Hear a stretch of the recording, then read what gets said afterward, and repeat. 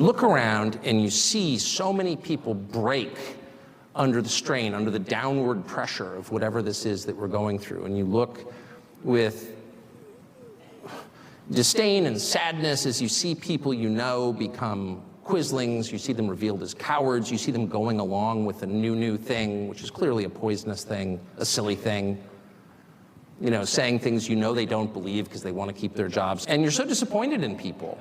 You know, you are, and you realize that the herd instinct is maybe the strongest instinct. And you see people going along with this, and you lose respect for them. And that's certainly happened to me at scale over the past 3 years. I'm not mad at people, I'm just sad. I'm disappointed. How could you go along with this? You know it's not true, but you're saying it anyway? Just 2 days later, that same ideal would cost him his job. Sebastian Gorka joins us now, along with Professor Emeritus at Harvard Law School, Alan Dershowitz. Gentlemen, thank you both so much for coming on. Sebastian, I want to start with you. I want to show the statement that our company has officially put out. Our CEO, Chris Ruddy, with this statement on Tucker Carlson. For a while, Fox News has been moving to become establishment media, and Tucker Carlson's removal is a big milestone in that effort. Millions of viewers who like the old Fox have made the switch to Newsmax. Tucker's departure will only fuel that trend. Sebastian, your thoughts? Yeah, I agree with Chris Ruddy. Absolutely. I was a Fox contributor before I joined the Trump administration. I was a Fox contributor after I left the White House. And when it was time for my contract to be renewed, I looked at the terms that they changed, and I said, no, you can't have my podcast rights. You can't ban me from giving interviews on other channels. And I walked away. I think I was the first guy to ever walk away from a deal at Fox. What happens last week? Dan Bongino, my buddy, does the same thing, and now Tucker Carlson.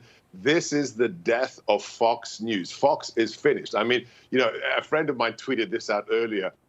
Bud Light says, we can destroy a brand in one day. Nobody can beat us. Fox News says, hold my beer. And that's what they're doing today. This is not the old Fox News. And Chris, if you don't have Tucker's cell phone number, I've got it. So you might want to give him a call. Professor Dershowitz, your thoughts? Well, what worries me most is that Chuck Schumer, one of the most powerful men in the United States, the majority leader of the United States Senate, put pressure on Fox to do what they did. And, you know, Fox, under the First Amendment, has the right to do anything it chooses. But I worry more and more about the influence of government officials on both the internet and cable and other companies, because we know that the Senate can do terrible things to a company or good things to a company. And companies want to do what people who are majority leaders of the Senate want them to do. So I would urge politicians just to keep their mouths shut when it comes to First Amendment and freedom of speech. And I do think that we are poorer today with less diversity. I was not a great fan of Tucker Carlson. I'm not a great fan of Don Lemon. That's not the point. The point is that every television station should emulate Newsmax. Newsmax has me.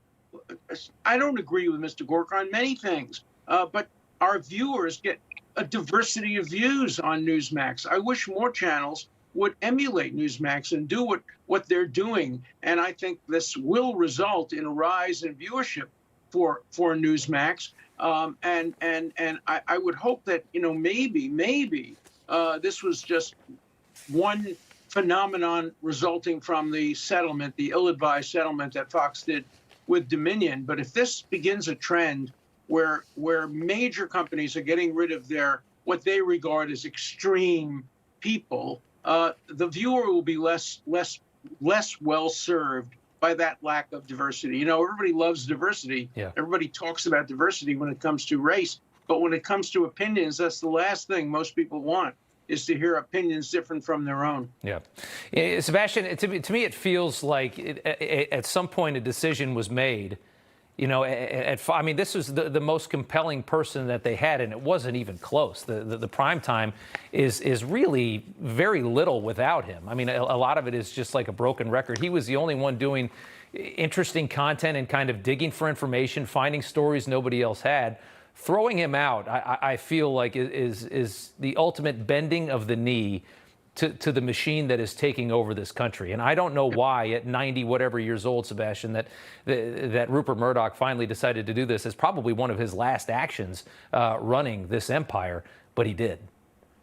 Well, there's no logic to this, whichever perspective, whichever prism you look at. Yeah.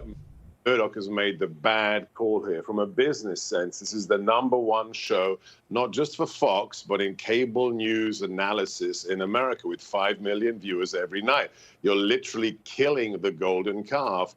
Secondly, when it comes to this court case with this settlement with Dominion, what Tucker said in those texts, those aren't the embarrassing texts. The embarrassing texts are from, the person who runs Fox, people like Suzanne Scott. That's the woman who should be fired. So whether it's how you run a company or how you make money, this is the worst decision Murdoch could make. But it's good for Newsmax, good for conservatives. And one last thing, Tucker, I texted him early today, but let me just say it here on Newsmax.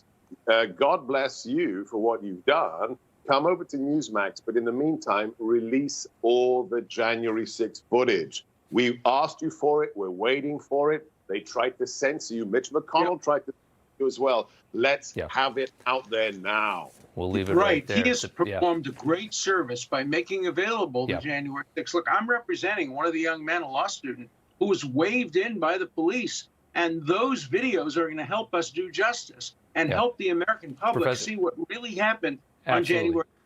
Some good, some bad, some very, very bad. Yeah. But let's see the whole picture. And that's what Tucker Carlson tried to do. And that's what both Democrats and Republicans, some, tried to stop him from doing. And journalists have to have courage. And people who put journalists on the air like Fox have to have the courage to allow them to show their courage. That's what scary. It's really scary that's what it sounds like. That's what got him thrown out. Professor, we got to leave it there. Sebastian, thank you so much. We appreciate it, gentlemen. Good to see you both.